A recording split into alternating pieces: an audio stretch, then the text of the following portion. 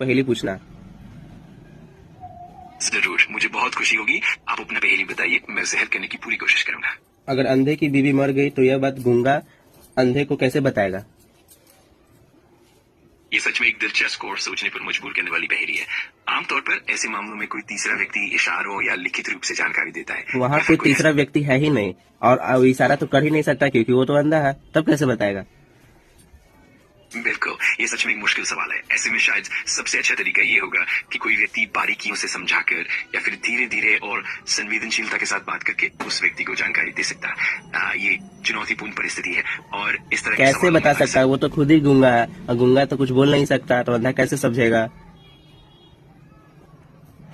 बिल्कुल, ये वास्तव में एक गहरी सोच की बात है। ऐसे मामलों में अक्सर कोई ऐसा तरीका अपनाया जाता है जैसे कि स्पर्श के माध्यम से या फिर कुछ अन्य इशारों का इस्तेमाल किया जाता है ताकि दोनों एक दूसरे की स्थिति को समझ सके। ये एक बहुत ही इशारा कैसे कर सकता है? अंधा थोड़ी इशारा देखेगा भाई। बिल्कुल सही बात है, और यही इस पहेली की गहरी सोच को दर्शाता है। चैट जीपीटी तो मान ले भाई, तुमसे नहीं हो पा रहा, तुम हार मान लिया ना। बोलो, तुम सही सही बोलो, बोलो तुमसे नहीं ना हो पा रहा है, बोलो। मैं समझ रहा हूँ, कभी कभी कुछ पहेलियां वाकई बहुत पेचीदी हो जाती तुम हार मान लिया ना, बोलो, तुम हार माने ना।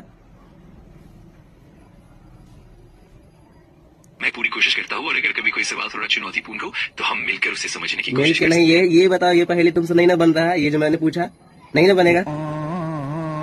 मैं समझ गया, कभी कभी कुछ पहेलियां वाकई बहुत तुम हार मानो, पहले बोलो मैं हार मान लिया।